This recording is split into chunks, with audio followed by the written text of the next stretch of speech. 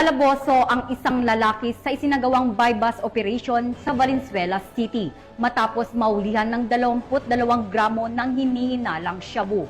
Ang report mula kay Patrolwoman Glazel Ann Esperanza.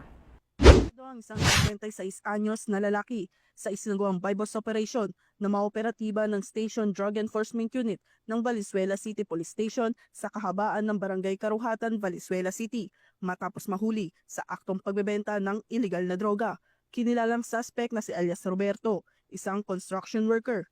Nasabat mula sa kanya ang 22 grams ng hinihinalang shabu na nagkakahalaga ng 149,600 pesos. Sa ngayon, naharap ang suspect sa kasong paglabag sa Section 5 at Section 11 ng Article 2 ng RA 9165 o ang Comprehensive Dangerous Drugs Act of 2002. Mula rito sa Northern Police District, ako po ang inyong PNN correspondent, Patrolwoman Glazel Ann Esperanza, alagad ng batas, tagataguyod ng Balitang Pulis.